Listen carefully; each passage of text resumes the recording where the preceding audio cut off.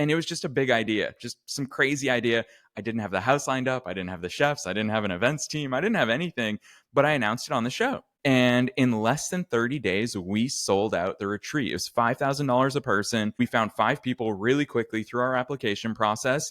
And I thought to myself, holy cow, this is the power of being behind a microphone Yeah. and to the world. So it happened relatively quickly, thanks to the fact that I had an audience. Welcome to the Entrepreneur's Blueprint. I'm Courtney Cook, founder of Monarch COO, where I help mission-driven entrepreneurs grow their businesses. Each week, I sit down with inspiring entrepreneurs to explore the stories behind their successes and challenges. Whether you're just dreaming of starting a business or already building one, this podcast is here to show you that entrepreneurship is more attainable than it might seem, with insights for every stage of the journey. Brian Lofrumento is a lifelong entrepreneur, having started his first business at the age of 19. Since then, he's launched, grown, sold, closed, advised, and invested in businesses across industries and with all different business models. Now, he's the host of one of the top business podcasts in the world, the Wantrepreneur to Entrepreneur podcast, with over 1,000 episodes and counting. Outside of his business portfolio, he's also the founder of Through Entrepreneurship, a nonprofit that makes entrepreneurship more accessible for everyone so that more solutions, more innovation, more growth, and more opportunities can happen for individuals, communities, and society through entrepreneurship. Let's dive into today's conversation to see what it takes to build a business. Today on the podcast, I have Brian Lofrumento with me, a fellow podcaster and business owner. Thanks for joining me today, Brian. My pleasure, Courtney. Huge kudos to you, because 1 second before we hit recording, you okayed my last name and you nailed it. Well done. Yes. Why, thank you. I work best under pressure. So will you go ahead and kick us off by sharing about your business, what you do and who you serve, and then also how long have you been a business owner? Yeah, for sure. So actually, to answer the last question first, it goes all the way back to 2008 when I was 19 years old. So going on, gosh, like 17 years now, which feels so weird to say here in my mid 30s. But I started my first business when I was 19. It was the summer after my freshman year of college. And Courtney, I always loved soccer. I always loved writing, and I always loved the internet. So I started writing about soccer on the internet. I just started a soccer blog, and I did it out of a passion play. And fast forward a few years, and we had over 3.5 million people a month coming to our website. I had 20 people working for me. So I had your not so typical college educational experience. All of that led to, when I graduated, a bunch of companies were emailing me saying, Brian, can you help us do that same thing? Can you help us grow on the internet? And so, this is the 2010s, 2011. And so companies weren't doing the things that are so much more accessible today, thanks to all the amazing tools that we have. So I started a marketing and search engine optimization agency, did really well with that, paid off my student loans, but did get burned out after a few years. So all of those experiences led to me just sitting down and going back to my roots and writing. So I wrote a book called Wantrepreneur to Entrepreneur. And I wrote it a lot for me, Courtney. As a podcaster, like, we just like creating content that serves other people, and really that forces us to introspect and reflect on all the things we've learned. So that book, after a year of getting emails from complete strangers saying your book was amazing, it inspired me, it motivated me to start my business. How do I get more? I finally caved in. I launched the Wantrepreneur to Entrepreneur podcast. Here we are 9 years later and over 1,000 episodes, and it's been a fun ride. 9 years on a pod, like you were on the early days too. I feel like now everybody's probably, so many content creators, so many people starting a business have started a podcast, but you really started it early on before it was like a thing, right? Yeah, which I think is an important point, Courtney, because a lot of people, they always ask me, both for blogging, I was early, and then for podcasting, I was early. And people always ask me, like, how do I launch a successful blog, or how do I launch a successful podcast? Yeah. The truth is, one of my biggest beliefs when it comes to entrepreneurship or just life in general is, whatever path somebody else took, it's probably not going to work for you, because timing is different, circumstances are different, the environment is different. And so, yeah, in 2016, when I launched the show, gosh, you could launch a podcast back then and hit the top charts. It was pretty much guaranteed. Whereas here we are in 2025, especially in the pandemic, it feels like everybody launched a podcast. Now we see politicians, celebrities, billionaires, they're all launching shows. So it's a very different landscape these days. Yeah, it is. Okay, so what year then was it you started your blog? Blog was 2008, podcast 2016. Okay, yeah, you really were on them. Okay. Gosh, that's crazy. I mean, I remember it would have been, gosh, I got really into reading blogs probably 2011, 2012. Like that's when I feel like it was at its peak and it was like so much. I was like I got blog loving on my iPad and I was like reading all the blogs every morning while I was eating breakfast. Um, and such a cool little niche that you had in soccer. I'm not a soccer player. I grew up in too small of a town for soccer. Soccer was way out of our league. But what a great niche to be a part of, and such you can do it when you're young. That's awesome. Yeah, and it's fun. I'd say the modern day equivalent. I feel like we've shifted from blogging to email newsletters. That's such a hot business model right now, but I think all of it just goes to show that the business models themselves will kind of be consistent. There's similarities across. Tech changes, delivery formats change, but if Yeah. you give service, you create good content, there's always a place in the world for you. 100%. So can you tell me a little bit more about people asking for more of the what you wrote in your book, asking for more of that? Like what was that experience specifically from other people?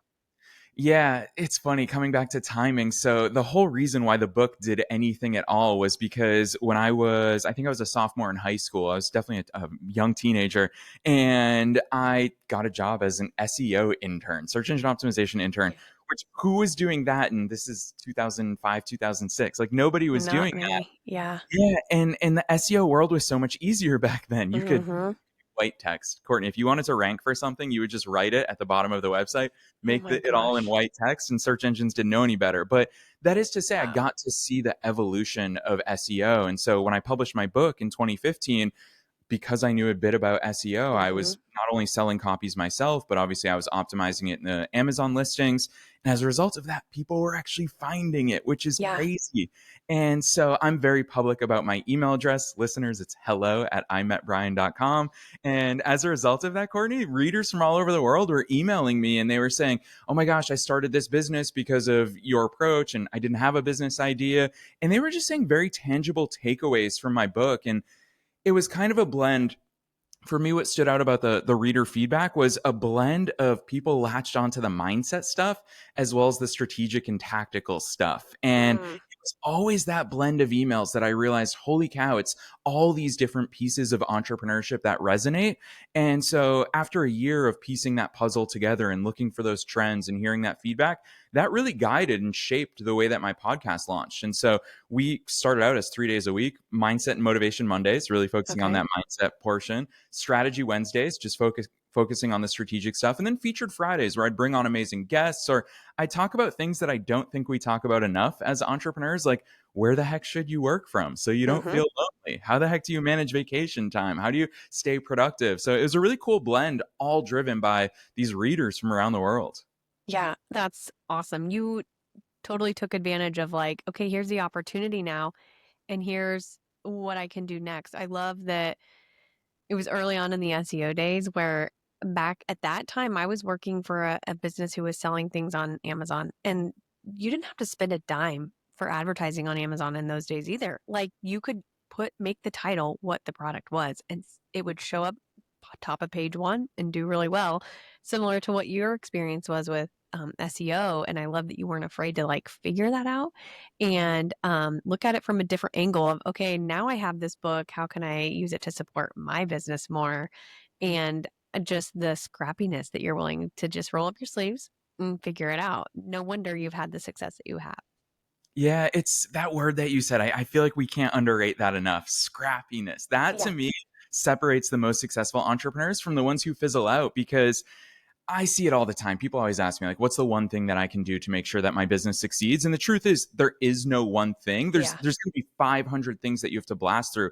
You're inevitably, it's like I think it's a Benjamin Franklin or Thomas Edison quote where he said, I didn't fail. I just found 1,000 ways where it didn't work out. That's Yeah. what entrepreneurship is really about. It's just trying things, finding out that they don't work, and then trying something else. To me, that's scrappiness. And you absolutely nailed it, Courtney. Yeah. So, what's the first step you took towards starting your podcast? Like when I started mine, I bought a course online and like learned how to do it in a week and which I'm glad I had the resources to do that because then I could start out knowing instead of figuring out the platform on my own, I just was like, okay, I'm for instance going to use Riverside based on what I'm learning about it. But how did you do that? When you started your podcast, where'd you start? Yeah, in 2016, I don't believe Riversides of the world existed back No. then. Honestly, my first podcast host, I think it was called Libsyn, which is still around to this day. They're still a Yeah. big player, but if you go to Libsyn's website or if you sign up for their podcast hosting, you can quickly realize that they are from the 2010s. And Yeah. so things have changed a lot in the world. Back then, I'll be honest, Courtney, actually, one of my biggest influences was books. This is the Yeah. days of buying entrepreneurial books. There was a guy named Darren Rouse, who I hope he's still doing things to this day, but he was a very big early influence on me. I think he's an Australian entrepreneur, and he was just publishing blog posts and books. And so I was scooping up everything. His first book that I read was called Blogging Like a Pro. And in my head, I was thinking, like a pro, back then, we heard, we've all heard of professional athletes and actors and actresses and lawyers and doctors and all sorts of professionals. Bloggers weren't viewed as professionals. And even then, finally, we've arrived. We've crossed that horizon where podcasters can be professional as well. But he was way ahead of his time. And I think that seeing the way that he took it seriously, and even though my podcast wasn't a business in and of itself when I started, treating it like a professional entity, Mhm. treating it like its own business, that was a game changer for me. And there weren't that many resources. So kind of just had to figure it out. I've always subscribed to that analogy of riding a bike is we could read about riding a bike, we could watch YouTube videos about riding a bike, but until you sit in that saddle, in that seat, and you actually ride it, it doesn't make any sense to you. So a lot of it was just trial and error. I probably had no audience my first 50 episodes, but I just promised myself I'll get to 100 and then Yeah. reassess. And here we are, 1,000. Every 100, I probably say that to myself of let's keep going, another 100, another 500. Yeah, that's helpful. I told my husband, I feel like I need to keep at this for 2 years before I make a call of whether it's going to work or not. That's awesome. So, on to that end, you're treating this like a business even before you're making any revenue on it. So, how did you go about like taking the training? Like, I notice you speak just listening to your podcast. Talking to you now, you speak so well. Like, have you had formal training in that, or were you like, I need to do this better? Or are you just a natural? I really push back on the term natural. That's one of my least favorite things. I will say, as the host of a show for over 1,000 episodes, I get that all the time. And I always remind people go back to episode one, and you will very much see that I was not a natural. And so, yeah, I mean, it's the obvious stuff of reps. For me, I say Mhm. reps constantly in all of the work that I do. And I love that. Actually, I'll borrow a fitness analogy, Courtney, where I once heard a personal trainer say, it's not the weights that change, it's we who change. Yeah. And I always think about that as, you and I could pick up a 100-pound weight today and it'll feel heavy, of course. But if we keep doing it, all of a sudden, when we gain all that muscle mass, 100 pounds isn't going to feel so heavy. Why? And of course, it's not because the weight changed, we changed. And so for me, I think the biggest thing, Courtney, was no, I've never had any formal training. I just was willing to hit publish. And when you do that enough times, pick anything on planet Earth, whether it be tennis or learning the piano or learning a language, the more reps that you get in, the better you're going to become. And I think that's what holds most people back is they Yeah. think they should be good at it. Whereas I just probably a little bit of it is delusion, Courtney. And I think we all have that as entrepreneurs is I probably thought I was pretty decent at it. Yeah. And then along the years, I would always look at masters of their craft, whether it was speaking, podcasting, or I would steal even from other industries. And so I once heard someone say one of the things that bothered me the most when I started out was umming and Mhm. and just filler words. We all do it in our natural speech patterns. And so I saw a TED Talk where the speaker said, do you know how you cut out filler words in your speech? And just pause for a second, which builds that suspense. Yeah. And then he said, that's exactly what you do is you just breathe and you pause. And so it's little things like that that I've always picked one element of what I want to improve upon, focus on that for 30 days. You can change anything in your life or in your business over the course of 30 days and just practiced it. That's really great advice. I will take that and hold that into my pocket. Thank you. Is there an unexpected challenge that you hit that you were like, whoa, I did not see this coming. I wish I would have. Yeah, obviously, over the course of 17 years, there's a million of those instances. I'll go straight to my biggest one, which was 2013, 2014, when I was running my marketing and search engine optimization agency. So I was doing that with a business partner of mine. We grew up together, we played soccer together, we went to high school together, and then we got back together as friends and eventually as business partners after we both graduated from college to start the agency together. And Courtney, life was great. We were making more money than we've ever made before. We crossed six figures in our first year. We were working with some of the coolest businesses across the whole United States. We were traveling to New York City and speaking at public events. We were going to Dominican Republic, Costa Rica. We were flying all over the place. But what I never imagined is that word that we all hear about within the world of entrepreneurship, and that is burnout. I never thought burnout would happen to me because very clearly I have a lot of energy. I'm very easily excitable. All of those things, I was riding very high, and I thought, how could this possibly end? Like, I love what I do. And even though I loved what I did, it was getting to me eventually. 80+ hour weeks, different business things would come up every single week, inevitably, that we had to navigate. We had to make all these decisions. There were so many things that I wasn't ready to handle at 22, 23 years of age. And so a few years into that, we just hit a point where I definitely wasn't as healthy as I should be, and I was getting out of shape. I wasn't exercising. We were the quintessential like starting in my parents' basement story. So Yep. a basement office. My dad would wake up super early for work. He would come downstairs and be like, "You guys, you can't keep doing this. Like, go get some sleep." And so it was really affecting me, Courtney, to the point where one day I woke up to an email from my then business partner, and he said, "Brian, we can't do this anymore. Like, we're getting burned out. I'm exhausted. I literally can't do it." And I crashed hard from that. I remember that night I went to my parents. I was in their living room and just in tears telling them, I don't think I'm cut out to be an entrepreneur. Like, there's way too many responsibilities. There's way too many decisions. There's so much that you have to think about and focus on. There's a million moving parts. We had all these different client projects. And so that night I was like, I'm going to study for the GMATs. I'm just going to go back, get my MBA, find a job. And that's the end of this story. And as with all of these struggles, I think we all know the spoiler alerts in any podcast episode. One thing led to another. And that was my turning point where I just said, let me travel for a little bit. Let me self-reflect. Let me introspect. Let me just figure out what's next for me. And it was those travels. I was in Costa Rica, actually, at an entrepreneurial event with all these incredible entrepreneurs. And so many of them were talking about all their books that they had written. And Yep. that's that time where the book was just percolating in my mind. So by the time I sat down to a Interesting. keyboard to type it, the book was done 13 days later. So Oh my gosh. it only came through that crash out, Courtney. Yeah. Wow. Do you feel like in your first business, in that SEO business, were you bogged down by like client work, running the business, a little bit of everything? Or like, what do you feel like looking back, you would have changed? Like the first thing you would have changed? Yeah, it's funny having this conversation with you, Courtney, because obviously you come from the operational world. So you probably would have looked at our business at the time and been like, what are you guys doing? Like, we were, first of all, project scope is a real thing when you Ugh, run an agency. so hard. Yeah. Yeah. And so we would just say yes to everything. I'm very much a people pleaser, for better and for sure for worse. Yeah. And so one of our clients was a doggy daycare down in Rhode Island. I was living in Boston at the time. And it was Christmas Eve. It was snowing so much that day. And they were just like, hey, our emails aren't working. Can one of you come down and check it out? And, there weren't easy help desk solutions back then.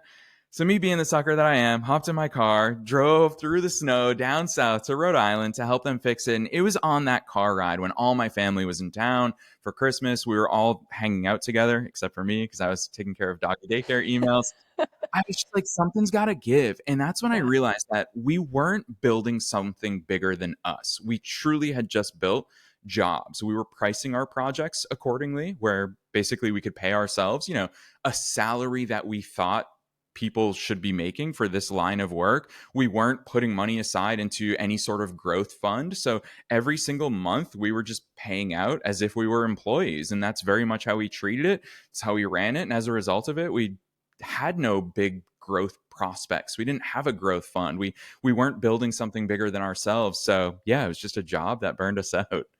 Yeah, that makes sense. It's crazy. So moving forward then to your podcast, at what point were you like, I think I can monetize this thing? Did you have to, be in for a few years, or what was that journey to monetization? Yeah, that's a fun one because my word of the year this year is actually bigger. And it's changes the lens through which I see the world, the questions that I ask myself. And the reason why that word comes up is because in 2017 was probably the first big inflection point in my life that I started to think bigger. And so that was so I started the podcast in fall of 2016, and then I moved to Los Angeles in January of 2017. So cross country from Boston to Los Angeles. And when you're in LA, it's really hard to not think big. And Yeah. Courtney, I was just recording these 3 episodes every single week, publishing them, and it is what it is. I didn't really have a plan, just like the book, just like the blog. I think it's a common thread across successful businesses and any successful venture. But when I moved to LA, I met a girl actually who lived in the Airbnb that I was renting for my first 3 months of living in LA. And she said to me, she's like, what if you could dream really big right now? Like, what's that next step for you now that you live in the city of angels? And I remember saying, I think it would be so cool to host a retreat and just like share everything that I've ever learned about business over the span of a week. We forget that the rest of the world exists. We just rent out some big Airbnb. Everybody flies in. We bring in private chefs. We have my entire team here to support people. And we just figure it out over the course of a week and launch some really cool businesses. And so so we're really talking 4 or 5 months into me having my podcast, Courtney. And it was just a big idea, just some crazy idea. I didn't have the house lined up. I didn't have the chefs. I didn't have an events team. I didn't have anything, but I announced it on the show. And in less than 30 days, we sold out the retreat. It was $5,000 a person. We found 5 people really quickly through our application process. And I Wow. thought to myself, holy cow, this is the power of being behind a microphone and Yeah. projecting to the world. So it happened relatively quickly, thanks to the fact that I had an audience, which a lot of that, of course, came from the book. Yeah. That is incredible. And what an awesome person to like just happen to be with you near you who is like planting that seed of dreaming and what could this be? And then lo and behold, you have this awesome following. Kudos to you. That's amazing. Yeah, thank you. I think it's so important. It speaks to the fact that if we ask bigger questions, we find those bigger answers. If we're always just asking ourselves, and you crush this stuff operationally, if we just ask ourselves, what do I have to get done today? There's never that space to dream, never that space to expand. So I think asking those bigger questions is such a key part. Yep. Yep. You're exactly right. So did you always know that you wanted to be an entrepreneur? I'd answer that by saying I always knew that I would seek opportunities. And that comes back to childhood because when I was 14, before I could drive, but my brother, he's older than me, so he could already drive. So his car was always parked on the street in front of our house. And I had a soccer goal out in front, Courtney. And so if I missed the goal, that ball was going straight into his car. And I always felt so bad because I was just denting his car. And so the very first way that I became an entrepreneur, so to speak, was I saw this infomercial late at night where they had those shower hooks and they were like, these shower hooks will never fall. They can hold up a bowling ball. And I thought, if they can hold up a bowling ball, let me suction cup it to a car, pull it out at the same time, a few of them, and see if it pops the dent out. It did. So I then started charging kids at school $20 to pop dents out of their cars. I started with my fellow soccer players. So I would say, obviously, like Oh, that's not wow. entrepreneurship, but it is giving Yeah. value. It is seeing that opportunity. It is solving problems. So I think that experience as a young kid really taught me, hey, if you see these opportunities, you don't have to wait for somebody else to hire you or to tell you to do it. Just go do it, and the marketplace will reward you. Yep. Oh, that's awesome and such a value. I could have used that more recently here in my life. It's good to know. That's cracks me up. So what inspired you the most as a child? Like what are the things that you did that you now look back and you're like, "Oh my gosh, it was in me." Yeah, for sure. I always go back to two things really. One of which is soccer. Soccer was just such a big part of my life, so it's no surprise that it's the very thing that started my entrepreneurial journey, even as far back as the dents, not just the soccer blog. And so soccer just taught me no matter how much your back is against the wall, if you've got the right team, if you've got the right mindset, that's the thing that I really noticed about both myself and all my teammates is we were a very competitive team, and so much of it, yeah, we were talented. Of course, we practiced a lot. We had amazing Mhm. coaches, but gosh, Courtney, we just never believed that we were going to lose. Whether that was justified or not, we just had that mental resilience. And so that very much factored into it. And the second thing is for sure being the son of an immigrant mom and having such incredibly supportive parents still to this day. Like they inspire me, they push me, they are always there to encourage me. And that has played so much into the way that I see the world. And I think, especially as a first generation kid, that I always heard the stories. Like when my mom's family moved to the United States from Albania, my youngest uncle, who at that time was 9 years old when they moved to the US, they didn't speak any English. Like they had no idea what they Wow. were embarking on. But my youngest uncle, I guess, used to always tell my aunts and uncles and my mom, all of his siblings, he used to always say, when we get to the United States, and they moved to New York City, he said, I can't wait to see all the golden roads. And he thought at 9 that, this mystical place of the United States of America was just gilded everywhere. And so Wow. obviously when they landed here, they experienced tough times, and especially not speaking English. And they were a large family. My mom's one of 8, and they didn't have any money. They spent all their money to come to the United States. And so hearing their story and the opportunities that they found and how they took it into their own hands, that's, I think, the most important part of Hmm. most immigrant stories, is that they come Yes. here because they say, this is where we're going to plant our flag. This is where we're going to start our family and find those opportunities and build a better future for the next generation. So definitely has shaped the way that I see the world. Yeah, that's amazing. You're so right that I feel like that is totally the story of immigrants where they start their own business. They create their future from the ground up with starting with zero. And it's amazing. So what was your childhood like? With you had a mom who immigrated to the US. I can't even imagine just as a child how your outlook on life is because of her experience. Yeah, for sure. Yeah, I get goosebumps even as you're saying it, Courtney, to be Yeah. honest, because it does fill me with all the optimism in the world. I can't even imagine. Like, my grandmother lived until 102 and is for sure the toughest person I ever knew in my Yeah. life. And up until the very end, I mean, she still walked 5 miles a day through New York City, didn't speak all that great of English, but she was a warrior. And so I can't even imagine what my grandparents and all of their kids, including my mom, were going through coming to this land of opportunity.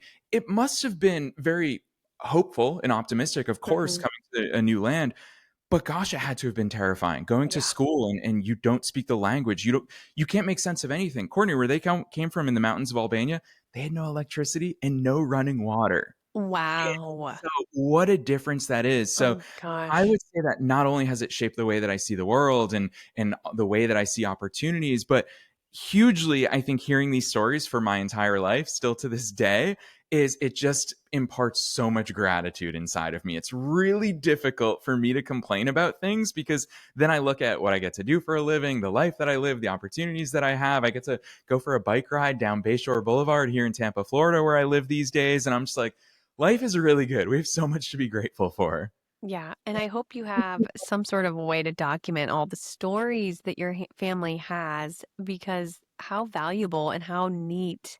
Um, just so cool to be able to say like this is where I came from. Like you must be so proud. Yeah, 100%. That's why I think it's so cool. Like my aunts and uncles, I know not everybody's super close to their aunts and uncles because all the families live so far Yeah. away these days. Mhm. I've never had family that close geographically. I grew up in Boston. I've got family in New York, Michigan, all across the country. But I love just checking in with them and hearing their successes. And a lot of them are at retirement age right now. And I'm just like, think about the life that you all created and seeing how they support and encourage each other still to this day is that's life goals for me, Courtney. I'm just like, Yes. I want to build that amongst my future family as well as all my friends, people who are close to me. That's why I love that quote. It's such a cliche, but it guides so much of the way I see the world, which is a rising tide lifts all boats. I'm just like, Mhm. I don't want to see one person win. I want all of us to win together. Yep. 100%. So what are your goals for your business this year? Yeah, it's a big question. Obviously, I'm constantly reassessing, as I think all of us entrepreneurs are. But I will very clearly say that this year, finally, something has come true that I've been thinking about for a long time. And that is we launched a nonprofit. So, entrepreneurship is obviously near and dear to my heart, changed my life all the way back since I was since I was 19 years old.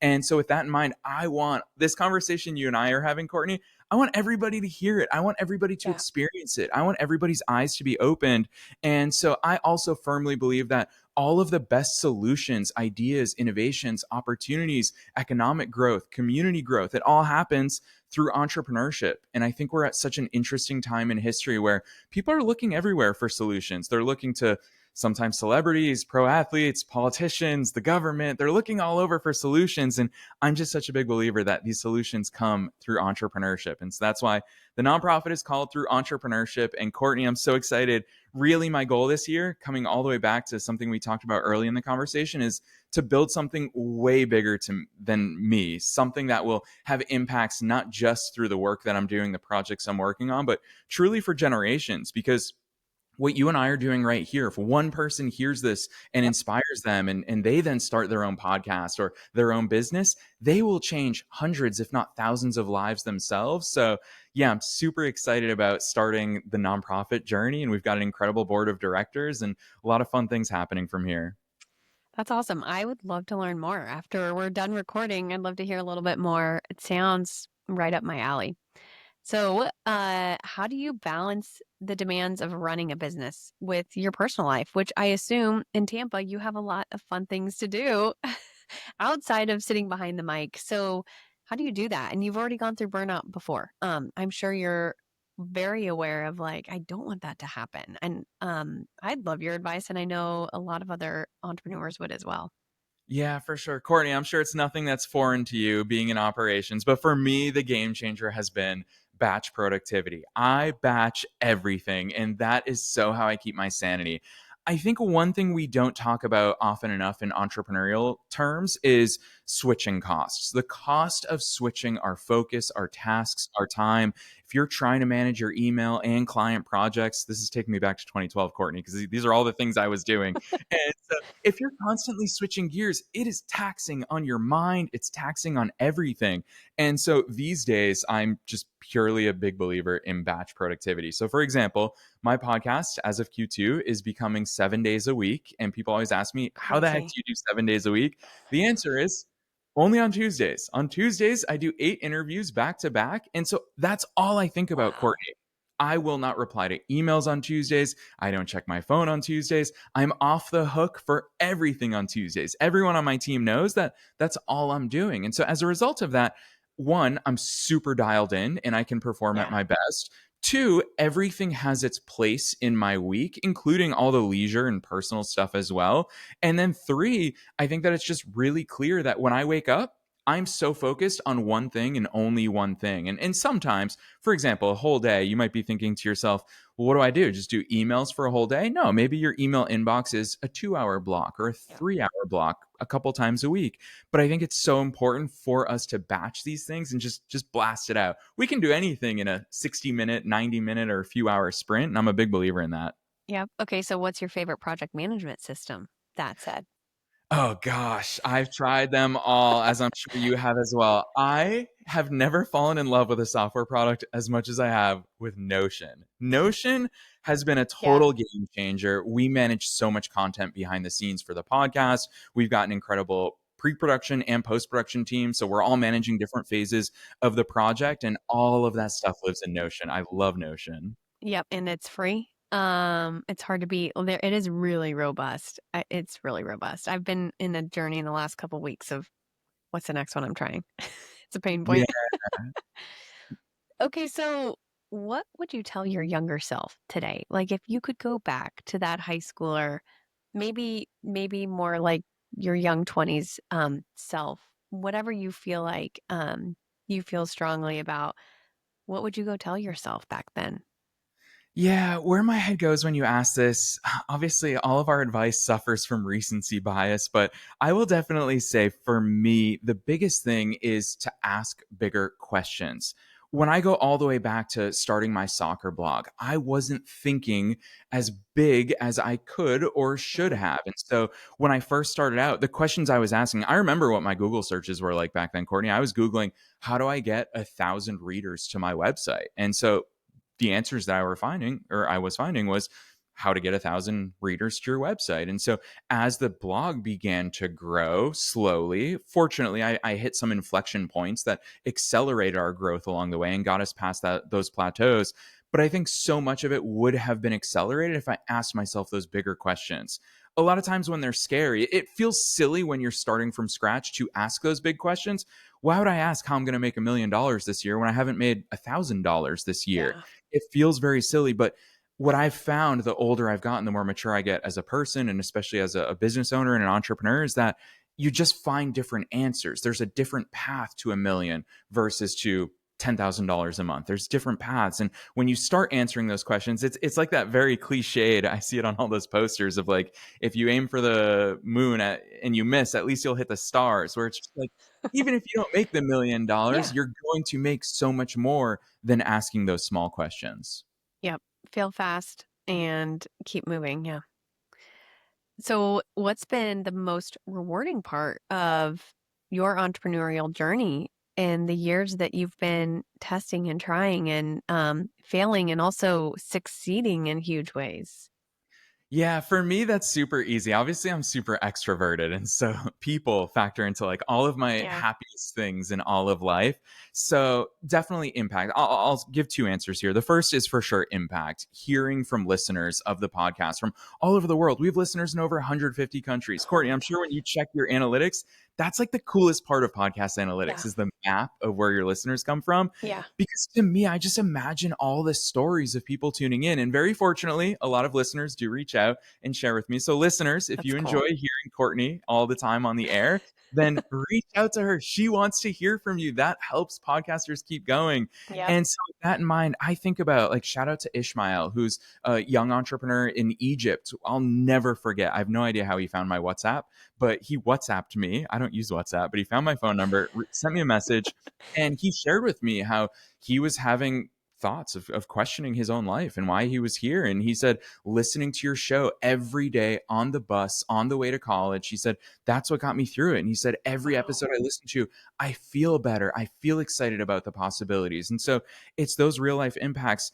I actually was thinking about pulling the plug around episode 500, Courtney. I Wow. 500 is a lot of episodes. And I Yeah. was like, how much more can I say about entrepreneurship? Yeah. And I think my listeners could hear it and feel it in my energy in the build up to episode 500. And so the closer we got to that milestone, I was getting emails from listeners. One of them was a mom who she said, I'm a single mother. And thanks to the strategies that I've learned on your show, I've been able to grow my business to the point where I don't need to pay for daycare. I can actually be there and raise my own kids. She goes, that changed my life in Hmm. ways that far surpass entrepreneurship.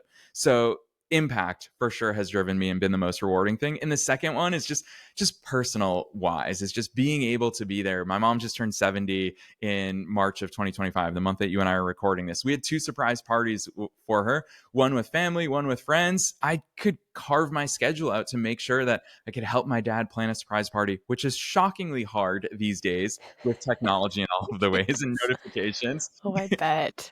Yeah, and then my niece and nephew, they're 7-year-old twins, and like I don't miss their Mm. birthday parties or their life milestones. Just went to their basketball game a few weeks ago up in Washington D.C. So that Wow. flexibility to be there for life's important moments, that's to me why it's all worth it. I love it. And I love hearing just how you're able to carve things out. And it sounds like you've had this journey all along that's really built up to this point where I think you've learned everything that you've needed to learn so far, right? And there's probably more still uh, to just really make an impact on the world and people that you don't even realize you're touching. And I would agree that it's like sometimes I'm like, how did this how did these people hear about this podcast and are listening? But I'm really grateful. Even if I might not hear about it as much as, when the days are hard.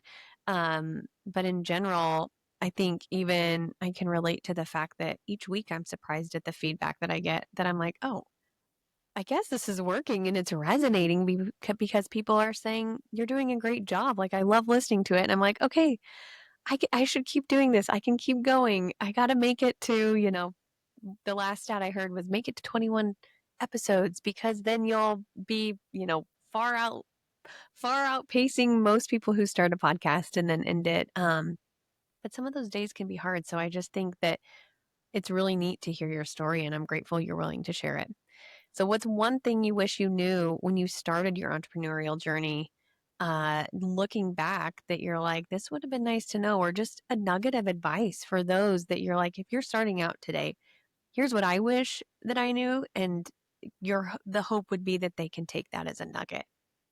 Yeah, it's a really good question, Courtney. I'm going to answer this one a bit more strategically. We'll get into the strategy behind entrepreneurship because there's so many cliches out there. And I think anyone can listen to Gary Vee and they'll hear all sorts of cliched advice. Yeah. And the truth is, unfortunately, because they've become cliches, I think we've lost the actual value behind a lot of that advice. And the one that I really want to pick on right now is cash is king. We've all heard that concept of cash is king. I for sure didn't understand it. I think a lot of us don't understand it actually until we experience the positive side as well as for sure the downside of it. And so for me, cash is king. I didn't fully understand the powers of cash or revenue or having that on hand. And I actually kind of teased it earlier on in our conversation about talking about a growth fund. Mhm. All the times in my entrepreneurial journey, the first 10 years of my entrepreneurial journey, I was mostly in survival mode Yeah. where I think too many entrepreneurs get stuck there. And hopefully, Courtney, our conversation today can help people out of that. But when you're just surviving, when you're paying yourself enough to keep at it, that's really great because staying in the game is super valuable. And that's what you need to do in order to stay in it long term is you have to keep yourself in the game in the short run.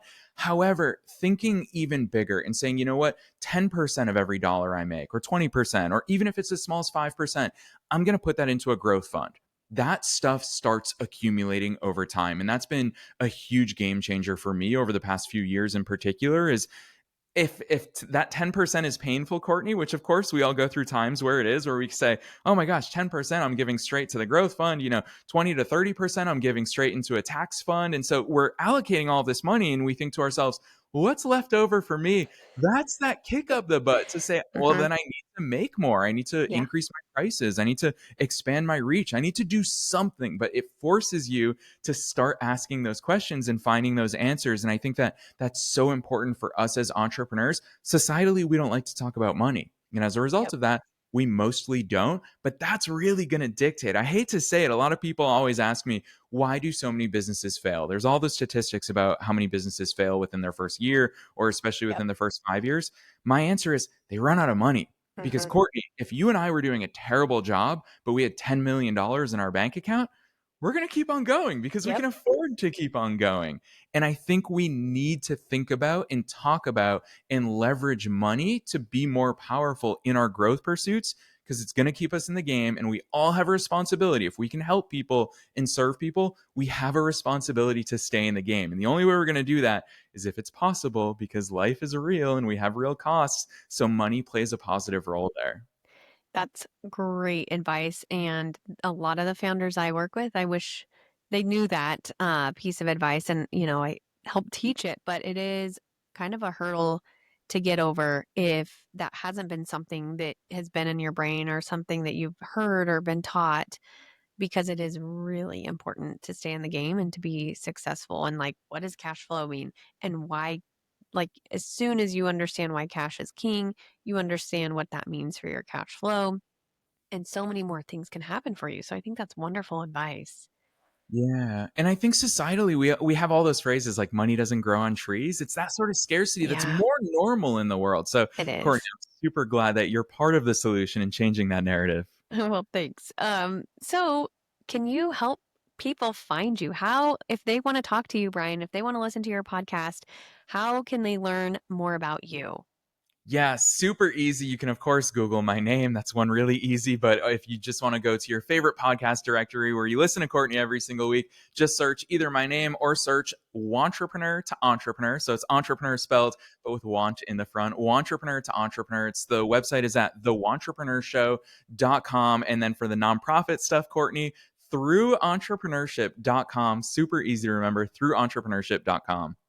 Awesome. I'm going to go right there and I will link everything into the podcast show notes as well so that everybody has access. But thank you, Brian, for joining me today. What a fun story and what a fun, crazy just journey you've had, and for taking us along for the ride. I really appreciate it. Yeah, thank you, Courtney. Thanks for everything that you do and for showing up for so many other people. Thanks for tuning in to this episode of The Entrepreneur's Blueprint. I hope you found inspiration and insights to fuel your entrepreneurial journey. If you're looking for support in building or scaling your business profitably, visit my website or send me an email to learn more about how I help mission-driven businesses become more profitable, proactive, and efficient.